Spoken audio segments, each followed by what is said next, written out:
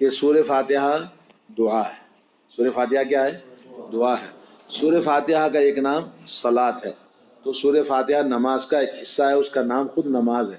اور سورہ فاتحہ شفا ہے، اس کا نام سورۃ الشفا.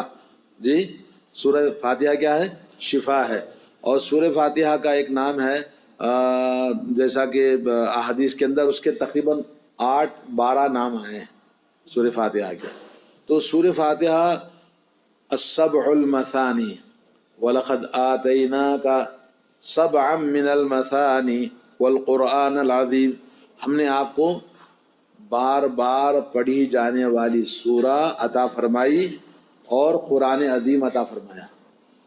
تو سورہ فاتحہ کا نام الفاتحہ ہے نا، یہ قرآن کا مقدمہ ہے. اور پورے قرآن کا نچوڑ، پورے قرآن کا دل سورہ فاتحہ. سورہ فاتحہ جب بھی آپ پڑھیں گے اللہ نے اس میں برکتیں ہی برکتیں رکھی ہیں. اسی لیے جو بھی انسان دنیا میں لا الہ الا اللہ محمد الرسول اللہ پڑھنے والا ہے، اس کو سورہ فاتحہ آتی کہ نہیں آتی؟ ہاں، چاہے کتنا بھی وہ جاہل آدمی ہے، نماز نہیں پڑھتا ہے، لیکن وہ مسلمان ہے، نیند میں اٹھا کر بولو بھائی سورہ فاتحہ پڑھو، پڑھتا ہے نہیں؟ سب کو یاد ہوتی ہے. تو یہ اللہ کی نعمت ہے. جیسے لا الہ الا اللہ ہر مسلمان کو آتا ہے، جی کچھ نہیں آتا، صرف لا الہ الا اللہ محمد رسول اللہ پڑھتا ہے. اسی طرح سورہ فاتحہ بھی اللہ تعالیٰ کی ایسی نعمت ہے، جیسے ہم ہوا میں سانس لیتے ہیں، پانی پیتے ہیں، اللہ کی نعمتیں کھاتے ہیں، ویسے ہی ہر مسلمان کو یاد ہوتی ہے. ہر مسلمان کو یہ نعمتیں ہیں کہ نہیں ہیں؟ تو اسی طرح سورہ فاتحہ بھی اللہ نے سب کو دیا، سب کو یاد ہے. جو بھی کلمہ لا الہ الا اللہ پڑھتا ہے، تو ہر مسلمان کو کیا یہ سورہ فاتحہ کب پڑھنا ہے؟ کب پڑھنا ہے؟ اسپیشل نماز میں پڑھنا ہے. جب بھی کوئی بیمار ہوا، جب بھی کوئی تکلیف ہوئی، جب بھی کوئی پریشانی ہے، سورہ فاتحہ پڑھ کے دم کرنا. جی، ایک بار کچھ صحابہ گئے، راستے میں ایک گاؤں میں بھوکے تھے، پیاسے تھے، کھانے کے لیے کھانا مانگا گاؤں والوں سے. بولے بھائی مسافر آدمی ہے، تھوڑا کھانا تو کھانے کے لیے. انہوں نے کہا نہیں تم تو جو ہے وہابی ہیں، چلو یہاں سے، کوئی کھانا نہیں دے گا. ہے جی، بولے تم کو کھانا نہیں دیں گے. چلے گئے، گاؤں کے باہر جا کے پڑاؤ ڈالا، بھوکے بیٹھے ہوئے تھے. رات میں شور شرابہ ہوا، ہنگامہ ہوا. بولے کیا ہوا؟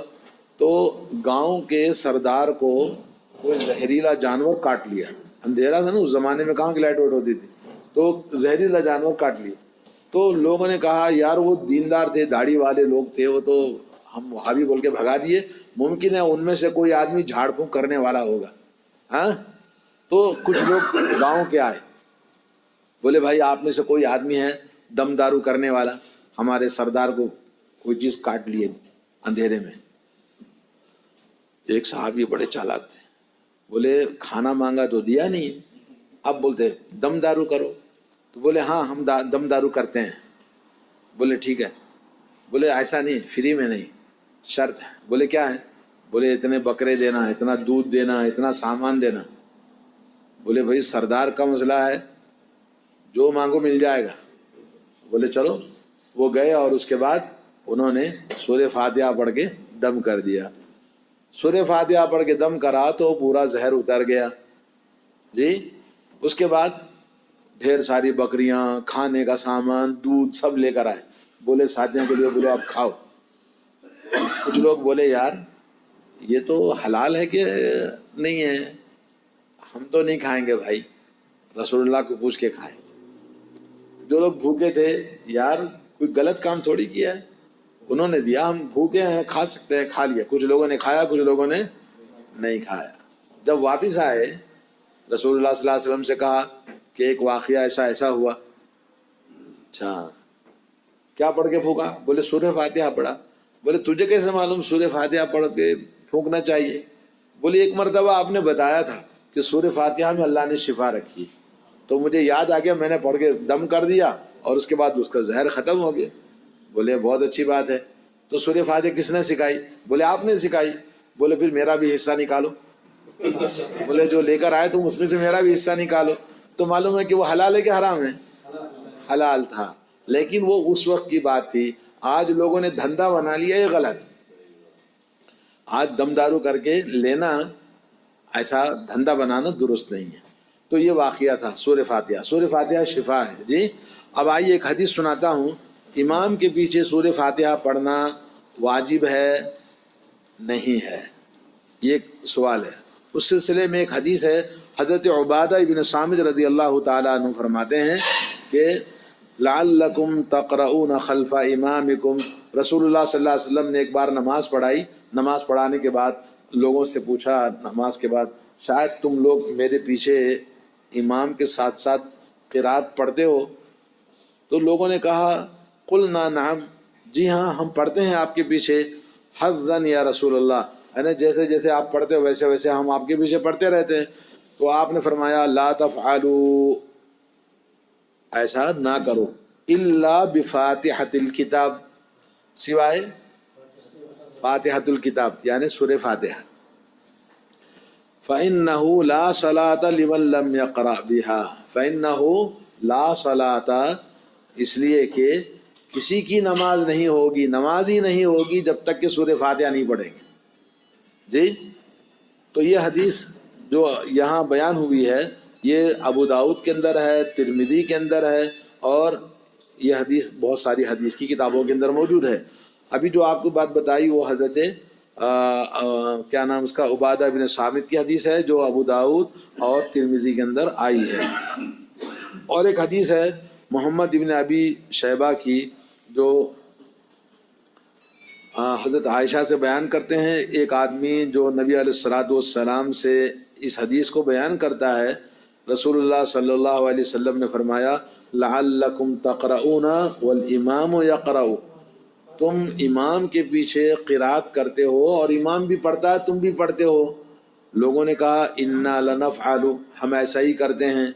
آپ نے فرمایا قال لا، ایسا مت کرو، الا ان یقرأ احدکم بفاتحۃ الکتاب، تم میں سے امام کے پیچھے جو کھڑا ہوگا وہ صرف سورہ فاتحہ پڑھے. یہ حدیث ہے. اب بات سمجھ میں آ گئی آپ کو؟ اب سوال، علماء کے درمیان اس بات کا اختلاف ہے، امام کے پیچھے جماعت میں، جماعت جب کھڑی ہو جائے امام کے پیچھے مقتدی سورہ فاتحہ پڑھنا کہ نہیں پڑھنا. 3 اقوال ہیں. کتنے ہیں؟ 3. نمبر 1 بولے پڑھنا لازم ہے، واجب ہے، بغیر سورہ فاتحہ کی نماز نہیں ہوتی. ایک لوگوں نے کہا جی امام کے پیچھے کھڑے ہیں تو فاتحہ پڑھنا ہی نہیں چاہیے. دوسری بات، دوسرے کچھ علماء نے کیا کہا، امام کے پیچھے کھڑے ہوں تو سورہ فاتحہ پڑھنا ہی نہیں، کیونکہ امام کی ذمہ داری امام پڑھے گا، کافی ہے. تیسری بات یہ ہے، لوگوں نے کہا امام جب قرات کرتا ہے تو نہیں پڑھیں گے، جیسے مغرب، عشاء اور فجر میں، لیکن مغرب کی 1 رکعت تیسری رکعت میں اور عشاء کی آخری 2 رکعتوں میں، تو امام جس میں قرات نہیں کرتا ہے، جیسے ظہر کی نماز ہے، عصر کی نماز ہے، عشاء کی آخری 2 رکعت ہے، مغرب کی 1 آخری رکعت ہے، اس میں امام قرات نہیں کرتا ہے تو اس میں پڑھنا چاہیے. یہ تیسرا قول ہے. اور جس میں امام قرات کرتے ہیں اس میں قرات نہیں کریں گے، یہ تیسرا قول ہے. لیکن اس سلسلے میں علماء نے، جیسا کہ سعودی عرب کے اندر آپ نے نام سنا ہوگا، شیخ عبدالعزیز بن عبداللہ بن باز رحمہ اللہ، ایک بہت بڑے مفتی اور بہت بڑے عالم، بہت بڑے امام گزرے ہیں. وہ کہتے ہیں کہ سورہ فاتحہ فرض ہے. سورہ فاتحہ کیا ہے؟ فرض ہے. اور لوگوں میں یہ جو 3 باتیں آپ کو بتائی وہی 3 باتیں بتائی، لیکن سب سے راجح قول، سب سے افضل قول یہ ہے کہ سورہ فاتحہ ہر حال میں پڑھنا، چاہے امام قرات کرتا ہو چاہے امام قرات نہ کرتا ہو، یہی سب سے افضل ہے. کیوں؟ اس لیے کہ سب سے بڑی چیز دعا ہے. اس سے یہ بھی معلوم ہوا کہ دعا ہر آدمی اپنی اپنی الگ کرنا ہے، دعا اپنی اپنی الگ کرنا ہے. جیسے ہمارے ملکوں میں جو مسجدوں میں اکٹھا امام صاحب دعا کرتے ہیں، لوگ پیچھے آمین کرتے ہیں، یہ غلط ہے. کیوں؟ اس لیے کہ دعا ہر ایک کا اپنا اپنا دل ہے، اپنی اپنی ضرورت ہے، اپنی اپنی زندگی ہے، اپنے اپنے دل کا دکھ پریشانی، اور میرا جو تعلق ہے دل اللہ تعالیٰ سے، وہ میرے اور اللہ کے بیچ میں اجتماعی طور پر عبادت کی سلام پھیر دیا، عبادت ختم ہو گئی. اب اس کے بعد انڈیویجلی یعنی پرسنل الگ الگ عبادت کرنا ہے. تو اسی طرح دعا ایک عبادت ہے. دعا کیا ہے؟ ایک عبادت ہے. اس عبادت کو اپنے طور پر لوگ اللہ سے مانگنا ہے. یہ ہے نماز کا، سورہ فاتحہ کا حکم. اور یہ عبادت آپ نے ابھی سورہ فاتحہ کے بارے میں بہت ساری باتیں سنی. تو اس طرح سے ہمیں چاہیے کہ ہم اپنی عبادتوں کو درست کریں، صحیح نماز پڑھیں، پابندی سے پڑھیں، دل سے من سے پڑھیں، اور کثرت سے اللہ سے دعا مانگنا ہے. اللہ سے دعا مانگنا اللہ تعالی ہم سب کے گناہوں کو معاف فرمائے اور صحیح عبادت کرنے کی اللہ تعالی ہمیں توفیق عطا فرمائے. اللہ تعالی ہم سب کو صراط المستقیم پر چلائے. اہدنا الصراط المستقیم صراط الذین انعمت علیہم غیر المغضوب علیہم ولا الضالین.